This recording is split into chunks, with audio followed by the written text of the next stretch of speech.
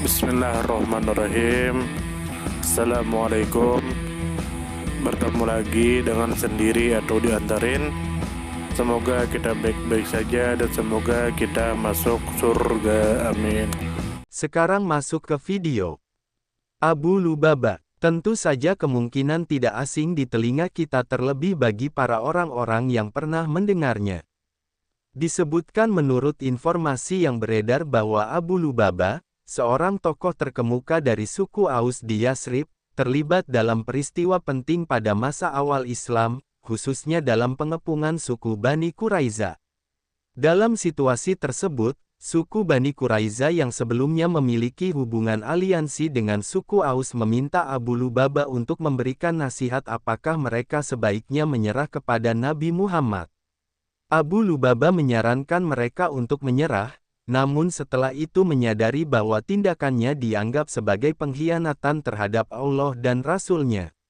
Ia menunjukkan penyesalannya dengan mengikatkan diri pada sebuah pilar di Masjid Madinah selama 6 malam hingga akhirnya Allah mengampuninya melalui wahyu yang disampaikan kepada Nabi Muhammad.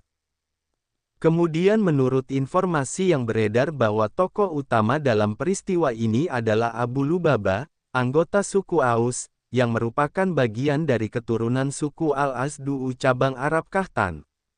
Tokoh lain yang terlibat adalah Nabi Muhammad dan suku Bani Quraiza, yaitu suku Yahudi yang sedang dalam konflik dengan umat Islam. Menurut teolog Ibnul Jauzi, 10 orang sahabat lainnya juga mengikatkan diri pada pilar sebagai bentuk penyesalan atas kesalahan mereka masing-masing. Kemudian menurut informasi yang beredar bahwa peristiwa ini terjadi pada tahun 627 Masehi, yaitu pada masa pengepungan Bani Quraiza di Madinah. Kejadian ini berlangsung 5 tahun setelah Nabi Muhammad hijrah dari Mekah ke Madinah pada tahun 622 Masehi. Abu Lubabah mengikatkan diri selama 6 malam sebelum Allah menyampaikan ampunannya melalui wahyu. Kemudian menurut informasi yang beredar bahwa peristiwa ini terjadi di Madinah yang dahulu disebut Yasrib, tepatnya di Masjid Nabawi, tempat Abu Lubabah mengikatkan dirinya pada salah satu pilar sebagai bentuk pertobatan. Madinah merupakan pusat peradaban dan perkembangan Islam pada masa Nabi Muhammad. Kemudian menurut informasi yang beredar bahwa peristiwa ini penting karena mencerminkan konflik batin yang dihadapi seorang sahabat Nabi antara kesetiaan kepada aliansi suku lamanya dan ketaatan terhadap ajaran Islam. Penyesalan terbuka Abu Lubabah menjadi simbol pertobatan yang ikhlas dan menunjukkan bagaimana Islam memberikan ruang bagi pengampunan. Kisah ini juga menjadi pelajaran spiritual tentang tanggung jawab moral dan pentingnya pengakuan kesalahan di hadapan Allah.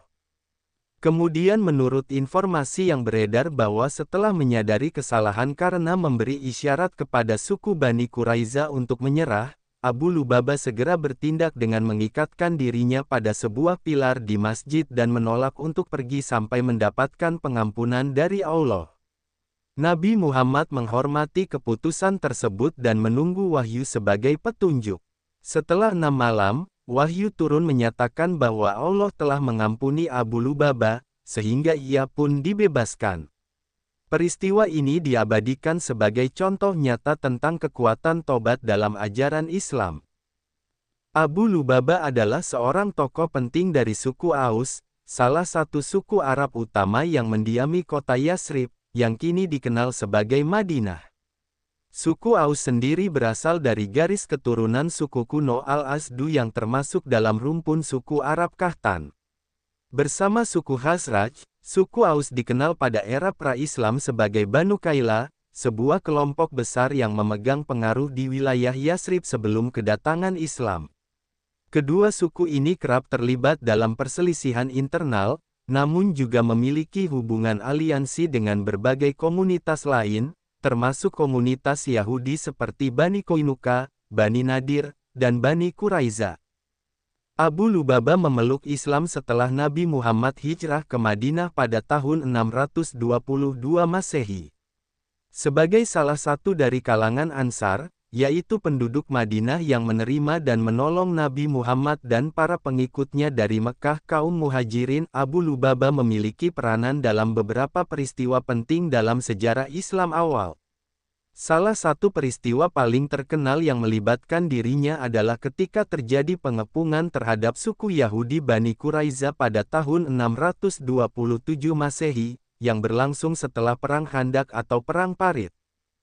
Suku Bani Quraiza sebelumnya telah menjalin hubungan persekutuan dengan suku Aus, yang menjadikan Abu Lubabah sebagai sosok yang dikenal dan dipercaya oleh mereka. Ketika pengepungan terhadap Bani Quraiza berlangsung dan suku tersebut merasa terdesak, mereka meminta untuk berunding dengan Abu Lubabah. Ketika ia memasuki wilayah mereka, ia melihat wanita dan anak-anak menangis. Terpengaruh oleh emosi dan rasa kasihan, ia memberi isyarat yang ditafsirkan sebagai saran agar mereka menyerah kepada Nabi Muhammad. Isyarat ini diyakini sebagai tindakan yang mendahului keputusan Nabi dan dianggap sebagai pelanggaran terhadap amanah serta pengkhianatan terhadap Allah dan Rasul-Nya. Menurut riwayat dari Ibnu Ishaq, yang merupakan penulis sirah biografi Nabi Muhammad terkenal, Abu Lubabah sendiri menyadari kesalahan yang telah diperbuatnya bahkan sebelum ia meninggalkan tempat tersebut. Ia mengatakan, "Kakiku belum beranjak dari tempat itu sebelum aku tahu bahwa aku telah berkhianat kepada Allah dan Rasul-Nya." Dalam rasa penyesalan yang mendalam, Abu Lubabah segera kembali ke Madinah dan menuju masjid, tempat ia mengikatkan dirinya pada salah satu pilar. Ia menyatakan bahwa tidak akan melepaskan diri dari ikatan tersebut sampai Allah mengampuni kesalahannya. Sebagai tambahan bentuk penebusan, ia bersumpah tidak akan pernah lagi memasuki wilayah Bani Quraiza seumur hidupnya. Ketika Nabi Muhammad mengetahui tindakan Abu Lubabah, beliau menyampaikan bahwa jika Abu Lubabah datang kepadanya secara langsung untuk memohon ampun, maka beliau akan memohonkan ampun kepada Allah untuknya. Namun karena Abu Lubabah telah memilih mengikatkan diri secara sukarela, maka Nabi menyerahkan keputusan pengampunan itu kepada Allah semata. Abu Lubabah bertahan dalam kondisi terikat selama 6 malam, tanpa makan dan minum yang cukup, hanya dibantu oleh anggota keluarganya dalam urusan kebutuhan dasar. Pada pagi hari yang ketujuh, turunlah wahyu kepada Nabi Muhammad yang menyatakan bahwa Allah telah mengampuni Abu Lubabah. Mendengar kabar tersebut, para sahabat segera bergegas ke masjid untuk melepaskan ikatannya, namun Abu Lubabah menolak dan bersikeras bahwa hanya Nabi Muhammad sendiri yang berhak melepaskannya sebagai tanda pengakuan atas pengampunan tersebut. Nabi Muhammad pun datang ke masjid dan membuka ikatan Abu Lubabah dengan tangannya sendiri. Peristiwa ini menjadi simbol kuat tentang pentingnya pertobatan dalam Islam. Penyesalan Abu Lubabah tidak hanya diungkapkan secara lisan, tetapi juga diwujudkan dalam bentuk fisik dan spiritual yang luar biasa. Ia menunjukkan bahwa pengakuan kesalahan dan kesediaan untuk menebusnya secara nyata merupakan bagian dari keimanan yang sejati. Dalam pandangan teolog seperti Ibnul Jauzi, disebutkan bahwa peristiwa Abu Lubabah memberi inspirasi kepada sahabat-sahabat lain, dan tercatat bahwa 10 orang lain juga mengikatkan diri mereka pada pilar sebagai bentuk pertobatan terhadap kesalahan pribadi.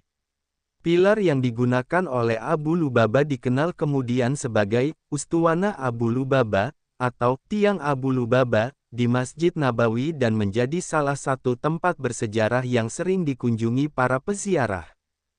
Peristiwa ini mencerminkan berbagai aspek dalam kehidupan Islam awal, mulai dari dinamika sosial antara suku-suku Arab dan komunitas Yahudi, proses konsolidasi keimanan di kalangan para sahabat, hingga contoh nyata tentang pentingnya introspeksi, kejujuran, dan penyerahan diri kepada keputusan ilahi.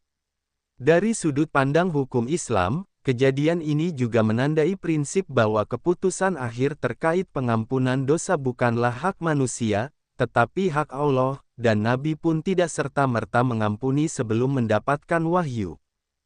Dari sisi spiritual, Peristiwa Abu Lubabah menjadi pelajaran tentang pentingnya kepekaan nurani seorang muslim dalam menjalankan amanah. Dari sisi psikologi sosial, reaksi Abu Lubabah menunjukkan tekanan moral dan tanggung jawab kolektif yang dirasakan oleh para sahabat dalam konteks komunitas Islam yang baru terbentuk.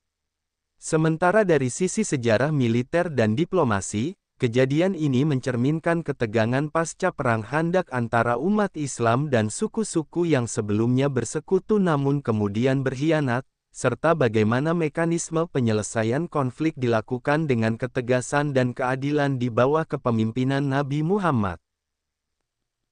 Sumber referensi Google Chrome dan ChatGPT.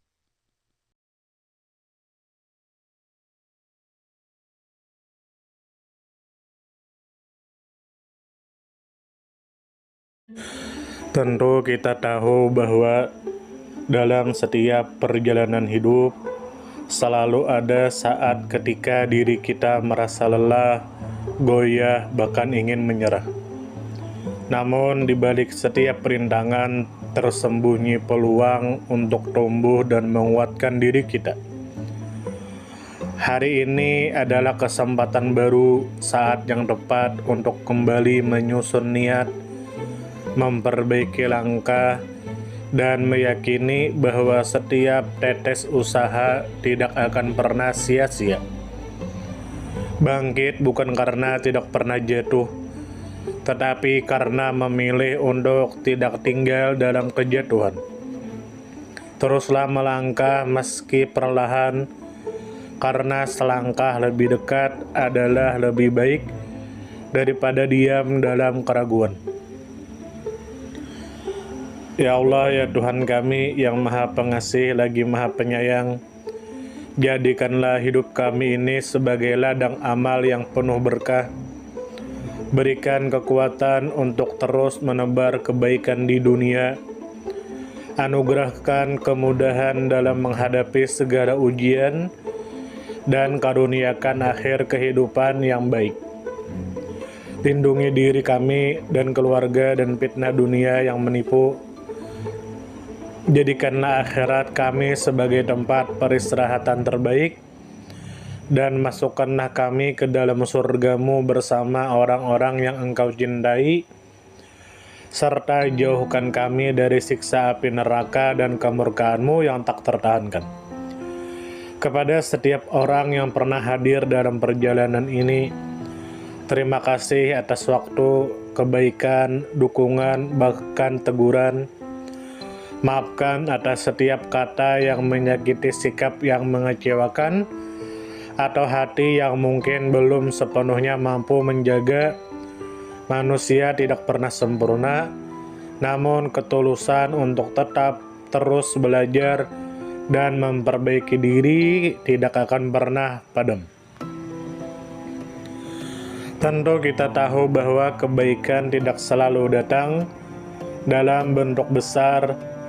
Terkadang senyum kecil yang tulus, tangan yang ringan membantu, atau telinga yang mau mendengarkan sudah cukup untuk mengubah hari seseorang menjadi lebih bermakna. Jangan pernah kita menyepelekan kebaikan sekecil apapun, karena bisa jadi satu perbuatan kecil bisa menjadi rahmat Allah turun. Tentu kita tahu menjadi pribadi yang baik bukan berarti tanpa celah, namun menjadi pribadi yang senantiasa sadar dan ingin terus memperbaiki diri. Kebaikan itu menular, dan siapapun yang menanamkan kebaikan akan menuai kebahagiaan meski tak selalu terlihat oleh mata. Dunia membutuhkan lebih banyak hati yang lembut, tangan yang menguatkan, dan jiwa yang peduli. Semoga usaha yang dilakukan bernilai ibadah. Semoga hidup kita menjadi pemberat amal baik, dan semoga kelak ketika dunia telah kita tinggalkan, nama yang tertinggal bukan hanya sekedar dikenang, tetapi menjadi doa yang terus mengalir karena kebaikan yang tidak pernah berhenti untuk ditanam. Terima kasih banyak. Mohon maaf jika ada salah. Silahkan jika suka ditekan tombol like, silahkan share, dan jika ingin memberikan saran dan komentar, silahkan komen. Semoga kita baik-baik saja, semoga kita masuk surga. Wassalamualaikum warahmatullahi wabarakatuh.